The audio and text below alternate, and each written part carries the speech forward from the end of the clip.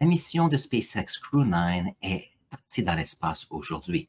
Donc, voyons voir les informations que j'ai pour vous. Vous allez voir un autre succès de SpaceX et de la NASA. Donc, voyons voir. Alors, à bord de la capsule et donc l'équipage de Crew 9, nous avons Nick Hague, qui est à sa deuxième mission. Il est allé dans l'espace pour la troisième fois et il est déjà allé dans une fusée Soyuz qui est fantastique dans son travail dans le passé. Le deuxième astronaute qui est là, ce n'est pas un autre astronaute, c'est un cosmonaute ici, Alexander Gorbanov, et c'est la première fois qu'il va dans l'espace. C'est un spécialiste de mission, et puis il vient de la Russie. Non, maintenant, Crew 9, initialement avec 4 personnes. Les 2 autres personnes étaient Stephanie Wilson ainsi que Zina Cartman, 2 astronautes qui étaient supposés faire partie de Crew 9. Par contre, cette année, on a eu le projet de Starliner de Boeing et on s'est retrouvé avec 2 astronautes de plus qui sont un peu pris sur la Station spatiale internationale et qui ont besoin d'un taxi pour revenir. Ils vont utiliser la fusée Dragon d'aujourd'hui pour revenir. Donc, nous avons Crew 9 qui est allé. Et maintenant, si on est pour regarder, voyons voir. J'ai vu une photo fantastique il y a un instant. Donc, malgré que l'équipage de Crew 9 est seulement deux humains, bien sûr, il y a les 2 autres qui font partie de Starliner. Donc, on a Butch Wilmore ainsi que Suni Williams. Les 2 avec ces 2, vont faire partie de Crew 9. Je sais que eux, ça fait déjà 2 mois et demi qu'ils sont dans l'espace. Par contre, il fallait trouver un moyen pour revenir. Donc, lorsque Dragon va arriver avec les 2 humains demain, qu'est-ce qui va arriver? C'est que ces 2 personnes et les 2 autres font partie de Crew 9. Crew 8, qui est là depuis le mois de mars, doit revenir. Ça fait déjà 6 mois qu'ils sont dans l'espace. Donc ici, on a maintenant Butch Wilmore et Suni Williams qui vont faire partie des spécialistes de mission sur la station. Et donc maintenant, on sait qu'ils font partie d'une équipe et ils vont pouvoir revenir en février. Donc ça, c'était un petit peu un casse-tête de Boeing et de la NASA. Et on va finir par y arriver et les faire revenir sur Terre. Il faut aussi parler de la capsule Dragon de SpaceX qui est importante. Donc ici, la capsule qui est fantastique, ça fait déjà, c'est le 47e fois que la capsule Dragon va dans l'espace et 42e visite à la station et le retour ici avec 26 ici, 26 retours ici. La capsule ressemble à ceci. Voyons voir un peu d'informations. On a une hauteur d'à peu près 8 mètres ici et un diamètre de 4 mètres. On a ici un volume d'à peu près 9,3 mètres cubes. Gardez en tête que maintenant, nous avons nos 2 humains qui vont à la station. Ils vont passer 28 heures ici dans cette capsule avant d'arriver à la station spatiale. Maintenant, comme on peut voir, Dragon a 4 sièges et seulement 2 des sièges sont occupés pour ce lancement. Voyons voir si je peux trouver une photo avec nos voilà. Oups, où est-ce qu'on est? Tiens, je vais revenir ici. Parfait. Voilà. Donc, on peut voir ici que tout va bien. On a ici le cosmonaute et l'astronaute avec les 2 sièges vides, ce qui va permettre à M. Wilmore ainsi que Suni Williams de revenir ici. Maintenant, c'est intéressant, SpaceX travaille très bien pour avoir des capsules qui permettent de pouvoir faire différents types de travaux. Donc, si on regarde ici, nous avons la capsule qui est en haut ici.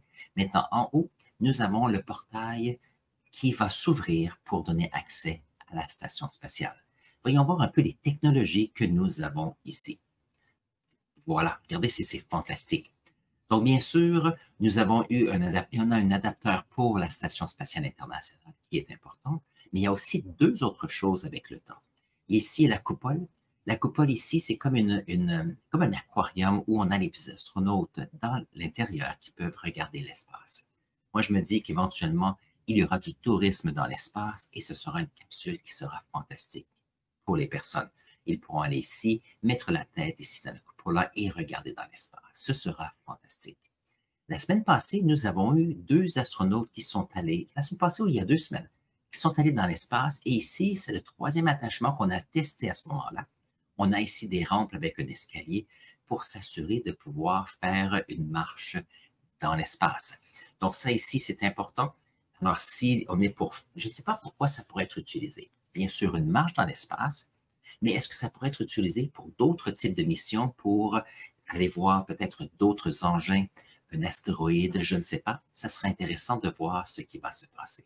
Et SpaceX fait toutes sortes d'attachements pour bien sûr être plus polyvalents dans leur technologie et les services qu'ils ont à offrir. Donc ici, on est à peu près à 4 minutes avant le décollage et on peut voir ici qu'il y a la tour qui... Alors, les fusées sont organisées horizontalement et on les met verticalement pour la lancer. Donc, cette tour ici a monté la fusée et ici, elle va reculer de peut-être de 2 à 3 degrés pour commencer à donner de l'espace à la fusée ici.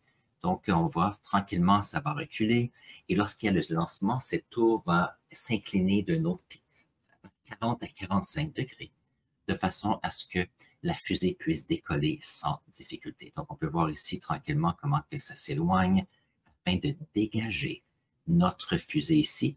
On est à 3 minutes 35 avant le décollage, donc c'est important de s'assurer que tout va bien. Et on peut voir ici, on a de l'oxygène ici dans la fusée. On peut voir comment est-ce que c'est froid. Et donc, il y a condensation et sublimation sur la surface ici. Les fusées sont faites avec, on utilise du kérosène qui est beaucoup plus facile à contrôler. Donc, il y a du kérosène ainsi que de l'oxygène pour maximiser la combustion, pour s'assurer qu'on maximise la poussée. Mais bien sûr, lorsque cette fusée est dans l'espace, on a besoin des ressources, surtout de l'oxygène, pour s'assurer que la fusée puisse fonctionner. Donc, on est à 2 minutes ici de la lancée. Voyons voir si je peux mettre ça un petit peu plus avancer un peu. Ici, on est à quelques secondes avant la lancée. Donc, voyons voir. Et voilà. On a la fusée qui décolle. Excellent. Alors, on peut voir, c'est stable. Ça fait plus qu'une quarantaine de fois qu'on a la fusée qui va dans l'espace. On s'assure que la sécurité est là, mais c'est une technologie qui a prouvé ce qu'elle peut faire. Donc ici, on peut voir comment est-ce que la condensation sur le tour de la fusée finit par descendre ici. On peut voir un petit peu de fumée qui descend ou de gaz. Celle-ci monte. Donc, la partie inférieure, à partir de ici en descendant, ça ici, c'est le carburant et l'oxygène pour faire la première montée. La première montée qui permet à la fusée qui est près de la Terre, avec la plus grande gravité, d'être poussée dans l'atmosphère. Donc, ça se fait en 2 parties ici. Donc ici, on peut voir, on est à peu près à 900 km/h, donc ça va très vite. Tout va bien, on a une stabilité ici avec les caméras. Et on a ici une vitesse qui va aller jusqu'à peu près 6000 km. Et ça, à ce moment-là, on aura épuisé tout le carburant de la section inférieure de la fusée. Donc, voyons voir si je peux avancer un petit peu. Cela. Donc ici, on a le détachement, où on a ici la partie inférieure qui quitte. Alors ça, c'est la partie inférieure et la partie supérieure ici. On est à 6000 km/h et on a la fusée qui va reprendre de façon à ce qu'on puisse atteindre une vitesse, donc tout à l'heure à peu près 26 000 à 27 000 km/h. Maintenant, les vitesses sont assez petites. On a des fusées qui vont rester avec la gravité de la planète Terre. Afin de pouvoir quitter la gravité de la Terre, il faut aller au moins à plus de 40 000 km/h. Donc, c'est très, très rapide. Donc, on va reprendre tranquillement On va reprendre ici.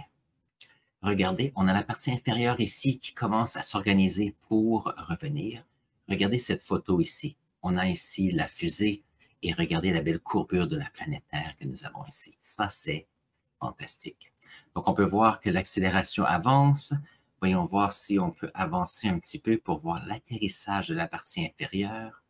Voilà. Donc ici, on a la fusée inférieure qui entre dans l'atmosphère. Donc ici, on utilise la friction de l'atmosphère pour ralentir cette partie. On a bien sûr la fusée qui avance toujours. On est rendu à 15 000 km/h. Et voyons voir. Donc, très grand succès ici. C'est fantastique de SpaceX. Voyons voir si on peut avancer un petit peu. Ah, voilà. Donc ici, on a les fusées juste avant d'atterrir. On maximise l'énergie. Donc la fusée ici va avancer, ça descend. Et aussitôt que ça touche le sol, les fusées arrêtent tout de suite. Voilà. Et il y a un arrêt. Vous voyez ça, c'est fantastique. Et ce que j'ai lu, habituellement, lorsque cette partie arrive sur le sol, il reste peut-être 2% du carburant. Donc, on essaie de maximiser le carburant pour éviter la masse inutile ici. Et voilà, nous avons ici notre fusée. On va se rendre jusqu'à à peu près, on est ici rendu à 27 000 km/h. Et ici, on va voir le détachement de la capsule Dragon, de la fusée inférieure ici. Voilà, c'est fantastique. Et on a Dragon qui maintenant va passer 28 heures à faire l'orbite autour de la planète, pouvoir s'approcher de la station spatiale, avoir des vitesses comparables de façon à ce qu'il puisse avoir arrimage. Je pense que c'est vers 4 heures demain, l'heure de Toronto. Donc, je vais vous donner des images de ceci la semaine prochaine lorsqu'on va arriver. Mais regardez cette photo, c'est fantastique. Nous avons ici Dragon et regardez cette courbure de la planète, notre belle petite planète qu'on doit faire attention, bien sûr. Maintenant, je vais le laisser aller un petit peu. J'ai trouvé ça intéressant parce que lorsqu'on a eu la fusée qui a quitté ici, il y a eu comme on pouvait voir un débris dans l'espace ici. Je ne sais pas si c'est un morceau de glace qui est ici ou si c'est un morceau de métal. J'essaie de regarder, il n'y a personne qui en a mentionné sur l'Internet, mais j'ai trouvé ça intéressant. Alors, je suis revenu un petit peu, j'ai besoin de la difficulté à avoir le temps, mais regardez, ça va arriver dans quelques instants. Donc, on a ici Dragon qui s'éloigne de la partie inférieure. Et si on regarde sur le coin ici, je vais mettre ça un petit peu plus gros pour que vous puissiez le voir. C'est très intéressant. Donc, vous allez voir, juste ici, je vais arrêter de bouger, il y a comme un morceau qui tourbillonne juste ici. Je ne sais pas si vous pouvez le voir, qui tourbillonne dans l'espace. Je ne sais pas si c'est un morceau de métal, un morceau qui irait de quelque part. Donc, c'est intéressant. Donc, même si dans l'espace, ça semble vide, il y a des choses qui se promènent. Et bien sûr, on veut s'assurer, lorsqu'il y a un décollage, qu'il n'y ait pas de problème ici pour les astronautes qui vont dans l'espace. Et ça nous donne un peu la fin de notre petite information. Je vais laisser ça comme ça. Regardez comment c'est fantastique comme photo. Donc, j'espère que vous avez apprécié cette idée, cette nouvelle lancée de l'équipage de Crew 9. Ce qui est fantastique, c'est que maintenant, on va avoir demain l'arrimage de la Station spatiale internationale. L'équipage numéro 8 va revenir et maintenant, on a nos 2 astronautes de Boeing qui vont pouvoir revenir en février avec les 2 astronautes, l'astronaute et le cosmonaute envoyés aujourd'hui. Donc, si vous avez apprécié, bien sûr, n'hésitez pas de mettre le pouce comme ceci pour montrer que vous supportez cette chaîne. N'oubliez pas de vous abonner. Et je vais mettre un lien ici ou ici, tiens, de ce côté-là. Je vais mettre une autre vidéo qui se rapporte à l'exploration spatiale. Comme ça, on continue à apprendre.